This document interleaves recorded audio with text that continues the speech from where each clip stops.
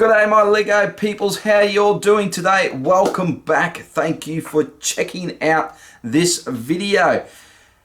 Several weeks ago I did a video about how I had to change the way I'm collecting Lego. And I felt like I needed to do a part 2, a follow-up to that video, and that's what this video is all about today. Now I had a few points I want to touch on, but I was blown away from the response from that video. It was very comforting, very reassuring how you guys are feeling the exact same way I'm feeling. So the comments were just fantastic. I really encourage people to go back to that video and read through the comments because, like I said, it really resonated with, I think, the way we're all feeling about Lego collecting at the moment and where we are in life. So we're a bunch of old coots.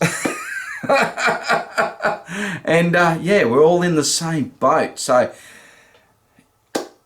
yeah, I was really blown away by the response to that video. So what I want to do today is, like I said, I want to touch on a few things, but I want to talk about it in a way where I'm just incorporating everyone's feelings from those comments. So if I'm talking about something in this video that you put in one of your comments, this is a reason why we're talking about it today. Is I just felt like we needed to explore things a little further. But before we get into the nitty-gritty of the video, I just wanted to talk about how I'm producing some of my content at the moment. And what I'm finding easier since I came back is when I have time, I tend to film a block of videos over a few days and then I'll release them over several weeks. So there could be things I talk about in the video that when it actually releases doesn't quite make sense. Like an example, I think I talked in every video over the last few weeks about the rumoured Jabba's sail barge coming out, and of course, you know, in that time, I think it was only a couple of days after I filmed the last of those videos that we had the official announcement, and now it's released and you can go and buy it. So yeah, there could be things like that happen in videos. So yeah, please forgive me for that, but I just find that's the easiest way for me to produce some content so we can have some regular videos coming out. Okay, so let's get started. I'm not quite sure how I'm going to put all this together because basically, as I said at the start of the video, I felt like we're all in the same boat together, but the responses were quite varied on how people are actually approaching their Lego collecting now. And from some people that just have completely quit the collecting altogether, have just given up on Lego, whether they've started another hobby or they're just focusing on collecting of another building block company, yeah, or just had enough with Lego altogether. We have people that have sold off their entire Star Wars collection, and I look at my collection and go, oh, I'm not quite ready for that. I can't do it. I can't do it. We'll come back to that. We have people that just weren't quite happy with the state of Lego, whether it's $1,000 sets or $500, $800 sets that come with stickers, when we've got other brands that just pad printing all their parts.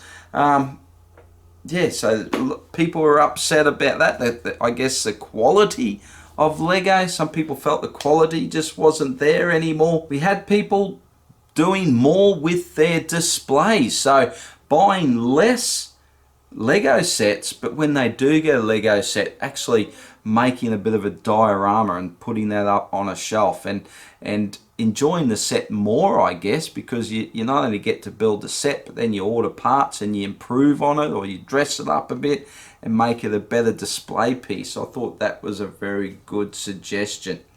So space was a big issue for people, and very understandable, isn't it? It doesn't take long to fill up an area with Lego sets. I know several people that just maxed out their space and really find it hard to continue collecting because they just don't have the room for it. I'm very fortunate. I have a huge Lego room, but even I have started to fill up this Lego room and have to think about, where am I going to put this set when I build it? So one person suggested, I've actually talked about this with my mate Scotty before from Bricks and Games. He might be commenting below in this video right now. He's got very limited space to display, and I've talked about to him before about recycling sets out, and there was someone that commented to the previous video that does that very thing. So they have a limited space. When they get a new set, they take one off the shelf, they dismantle it, they put it away, and they put the new set up, and they enjoy that for several months before they swap it out. And then they might go back and go, I really love that set, I'm going to pull it out, I'm going to build it again, and I'm going to put that on display. So that's a way of trying to keep collecting and enjoying through a minimal space that you might have to display. One of the things that blew me away was the amount of new people to the hobby. I'm talking people our age that have just come out of their dark age now. Can you imagine that? Can you imagine just starting now? Us old heads, can you imagine that? Holy dooly. Imagine coming in and look at these high prices. And like when you come into it, you're sort of focused. You come and go, I'm just going to collect Star Wars. Or that's what draws you in, whatever theme it might be. There's something, it could be classic space, it could be whatever that has drawn you in to start collecting now, and then you start discovering everything else that Lego do, and it's like, holy dooly, I want a bit of this, I want a bit of that. Can you imagine starting now? Whew, that would be huge, wouldn't it? Absolutely huge. So advice, have we got any advice for those people? Don't get caught up in the hype. Stay focused on what you want to collect. Only collect what you love. That was a common theme through some of the comments. Just focus and collect on what you love. Yeah, wow. When I came out of my dark age in 2010, it was a bit of a slow burn. I didn't go balls deep straight away, so to speak. It was sort of a slow burn, but by 2012, the Aussie dollar was actually stronger than the US dollar, and I was buying sets. Like, freight was cheap. To think what postage costs now. Holy dooly. Freight was relatively cheap. I could buy sets out of America, import them into Australia for a little over like half the cost of what they were selling the sets for here. Like, just crazy. And I just went ham. I just bought so much over that 18 month period. I don't know how long that went on for. I think it was only like 12 months, but our dollar was quite strong through that whole period. And yeah, I went to town and bought so much. But to think now to try and do that now, man, you'd want a healthy bank account. Do you guys ever feel overwhelmed by your collection? Because that was a common theme that people spoke about as well. Whether you're overwhelmed just by the sheer volume of your backlog, overwhelmed by how you're going to display these sets, that you're just not happy with your display because you've got such little space and so many sets that you've got it all crammed, and you feel overwhelmed by how you're going to display that and just how you maintain that collection. Or you could be like me, where I feel overwhelmed sometimes just thinking about what's going to happen with my collection in the future. Like, we're not going to live forever, and who's going to have to deal with all this? You know, that's a little overwhelming, isn't it, to think about? One of the great suggestions we had was ask yourself, when is enough enough? So if you're collecting, let's say, original trilogy Star Wars, and you've got virtually every vehicle, every ship, every character that you wanted in minifigure form, is your collection complete? Can you look at it and just go, I'm happy with my collection, and then just add something every now and again that releases that you don't have, or you might just want to change up a little bit? I think about that with my Transformers collection, my Masterpiece Transformers. I haven't added a new figure to that collection for quite some time, and I feel that way with my collection, that it's virtually complete and I can just enjoy it for what it is now. Now, there are some characters I do want to add to it, but they might be a character that I'm not happy with the release that we've had of that character before, or I'm just waiting for a new character or a new figure to come out from a company, and I'll just add a piece here and there. But I look at that collection as virtually complete. So when I look at that collection, can I do the same thing with Lego? Can I say that I'm done with Star Wars collecting because I've got everything that I want? So that's, yeah, it's something to think about, isn't it? The other thing I think about is, how much of a representation do I need of a particular vehicle? So if I have a UCS set, do I need all the play sets? So I'm thinking about that with the sail barge. So if I get a UCS sail barge, I've got 2 playset sail barges. Do I need to keep both of those? I will always keep the original sail barge because it is such a fantastic set. But the newer one, which isn't that new, what was it? Oh, God, 2014, 2015? I got no idea. I'm just taking a stab in the dark. I think the original one's 2006. Rings a bell. I'm terrible with years. I could be way off. But yeah, do I need to keep everything in my collection if I've got the ultimate build? Do I need a small build of that? So that's something I'm going to be asking more of myself moving forward.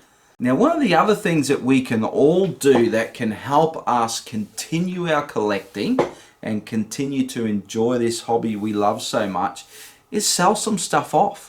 Sell some of your older stuff that you may not love as much now. You know, there could be themes that you collected before. I talked about in the previous video, like changing interests.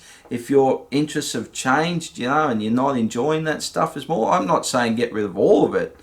Maybe just keep your favorite pieces and just go through your collection, go, you know, I'm not the biggest fan of that anymore, and sell some stuff off. Even minifigures. I've gone through, you know, when back in the day, I used to buy a heap of CMFs. So if I found there was a part in a CMF and thought I could do something with that one day, and I'd buy 6 or 8 figures just for that one part. And now I go through, I got all these CMFs, and I'm just putting them online and selling them off. And okay, I might only get 10, 15 bucks or so for them, but you know, you sell 10 of them, you got 150 bucks. Well, then you can go and buy a Lego set. So I think that's a great thing for people to do, is just go through your collection, cycle off some of the older stuff, and allow you to buy some new stuff, and you can keep your collection going. You can minimize your overall space as well. If you sell some stuff off, it gives you more space to display new stuff. So yeah, lots of people are doing that. People sell on Bricklink just to fund their hobby, sell parts. I've thought about doing that. The thought of that really, what's the word? What can I say? My fear is that would sort of take over, and I'd lose the enjoyment of Lego of like trying to list parts all the time, and that, like, it's bad enough just trying to sell whole sets, let alone trying to list parts and everything as well. But that's definitely an avenue, you know, if you have the time for it, and that you can sell through Bricklink, whether you want to sell through eBay or Bricklink or Facebook Marketplace. I mean, I don't touch Facebook Marketplace. I'm not on Facebook, but that's where I'm at the moment. I'm going through my collection. I've gone through. I talked about this in the previous video, going through my backlog and selling some of that off. So I have done really well with what I'm selling. So I've got quite a kitty at the moment. So if I go to my last two haul videos, probably 90%, 85-90% of what I bought in those hauls was paid for from selling stuff out of my collection. Now I've got some big hauls coming. I've got some big hauls to share with you guys, and 100% of those have been purchased from selling stuff out of my collection. So I'm so far in the black at the moment. I'm sitting quite pretty, and I'm back buying some things and enjoying to continue the collection just by selling off parts of my collection. So that's been quite enjoyable. I tell you, it's very time consuming though. Very time consuming to sell stuff off. You have to allow yourself some time, and that's really eating into my building time, my filming time, just time in general. Excuse me. It does take quite some time to just organize yourself and list stuff and all that sort of thing. But what I'm doing is, and I'm not just going ham on, I've got money, I'm buying whatever. I'm keeping myself, the way I'm looking at my collection now, and as I touched on it before, is sticking to my wanted list. So as I buy a set, I'm just buying what's on my wanted list. And I guess one of the things there too is sales and looking for bargains. That's a very enjoyable part of it for me, is finding a bargain. Is Lego a bargain? No. But finding the best deals that you can possibly find for that set. So it may mean being patient and just sitting on the sideline and just biding your time, keeping that set in your mind. I would really want this set, I really want it, and then when you see it for a great price, you just pounce on it. And I can't always justify some of the things I do. If you're buying day one purchase on Lego, it may not always be justifiable, but I'm trying to stick to that as best I can. The question that I ask myself now is, how far do I go with selling stuff off in my collection? So I don't want to touch any of my Star Wars, but I am starting to think about the sequel trilogy of movies.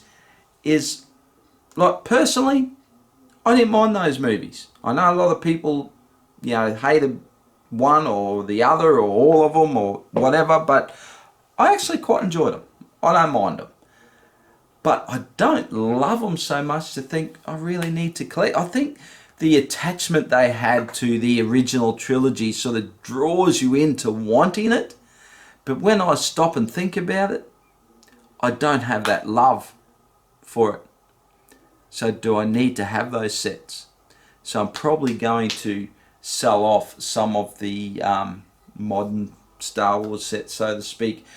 I love building ships. So things like Kylo Ren's ship, I would keep that. There's certain things, Poe's X-Wing, I would keep that. There's certain things that I would keep.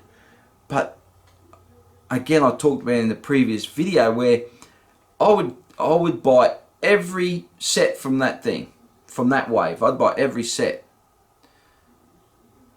Not every set's a great set. And even at the time, I might have loved that set. And even now with things, you might love them now. But in 6 months, 12 months, 2 years' time, do you still love it like you did? So that's what I mean. How deep do I go? How far do I go with my collection? and selling off things. So obviously you can only go so far. You're not selling things at a price, especially like used sets, at a price where you can continue to keep just buying lots of new stuff, because the value's just not there. I mean, I was lucky. I had several quite valuable sealed sets, which really helped boost my kitty that I sold off. But yeah, we're not all in that circumstance. One of the things that really gets me now is the modulars. So when I got into the modulars, my wife was really into the hobby as well and loved building the modulars. And I used to love buying the modulars, letting her build, and I would just sit there and watch her build them. And we love that. And then putting them into the city, so much so I'd customize them. You guys know the history of all that. But I look at the modulars now, and while I love my modular collection, I don't have that same love for continuing the modular collecting. I think I've got 4, 5 sealed modulars that I haven't built. So that, last 5 years, 4 or 5 years, haven't built a modular, just sitting there boxed. So it'd be more than that, because I'm 2 modulars behind at the moment. I really like the museum. I think that's a great set. I mean, they're all great. The modulars are great. Don't get me wrong. The modulars are great sets. But it doesn't have the same attachment to me like a UCS Star Wars set, or a Lord of the Rings set, or a UCS style DC set. They're the things I really love. So what I have a love for modulars through a history of collecting them and building them, I don't have that continual love for them.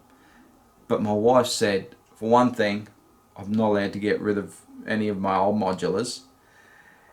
And then it's that completist mindset of, well, I've been collecting them from the beginning, so I've got to keep collecting them. I've got to have them all. So that's one I've got to look at trying to break. So I'm 2 modulars behind. So you're looking at, there's 3, 4, at least $700. So do I spend that $700, $800 on that? Or do I buy a sail barge that I really want? It's tricky, isn't it? When you've been collecting for so long, it's very hard to turn that tap off, isn't it?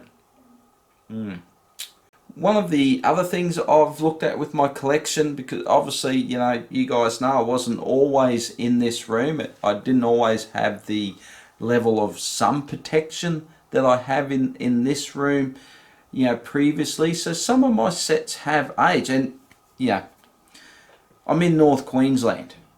UV is extreme here in Australia. So I've got effects in my collection. I've got sets that have yellowed over the years.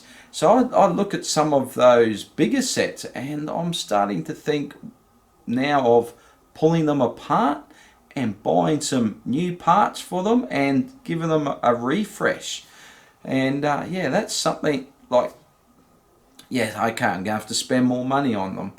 But to build them again, like some of these are classic sets. The Superstar Destroyer is probably one of the first ones that I do. I love that set.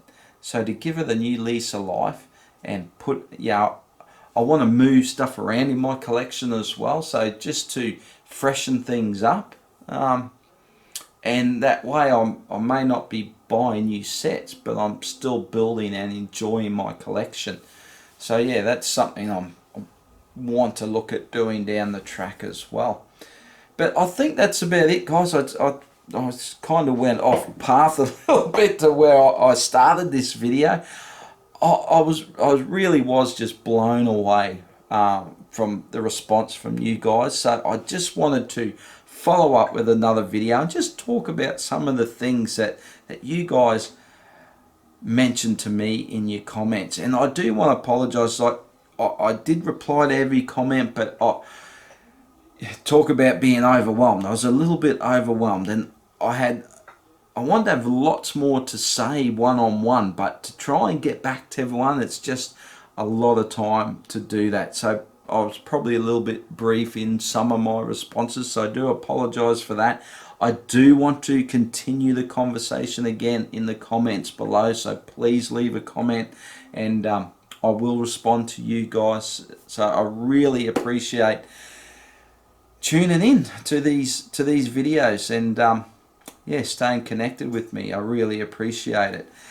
So I hope you did enjoy this follow-up video. It was a little bit random, wasn't it? to talk about these things again, but it's really something that's relevant to us old coots that have collected for a long time, and I'm glad that video brought in some new people as well to get their perspective on their collecting.